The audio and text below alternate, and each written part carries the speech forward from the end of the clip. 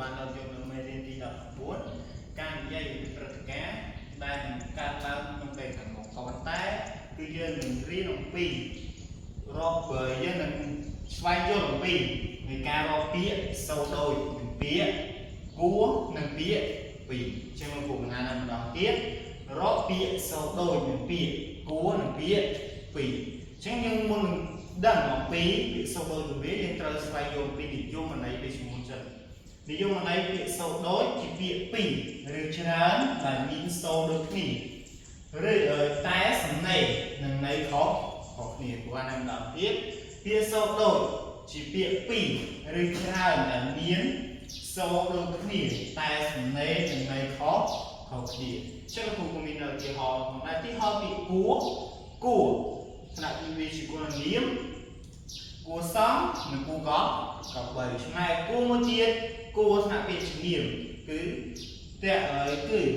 តមតែភ្ជាប់ពីដើមទៅចង្កោម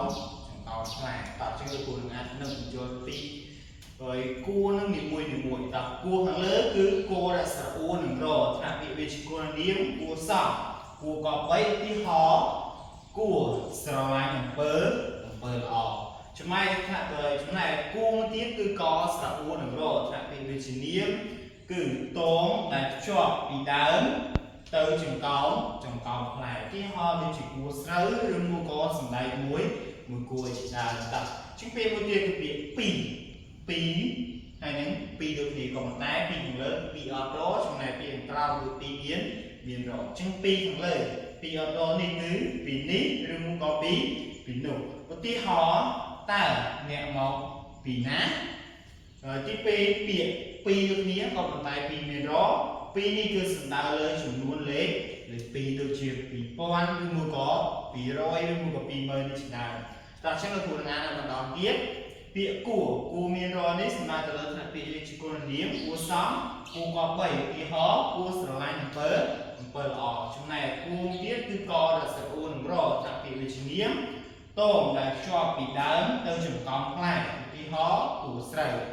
ចឹងពីអត់រនេះគឺសំដៅទៅលើពីនេះពីនោះឧទាហរណ៍តើអ្នកមកពីណាចំណែកពីមានរនេះគឺសំដៅទៅលើចំនួនលេខ2ឧទាហរណ៍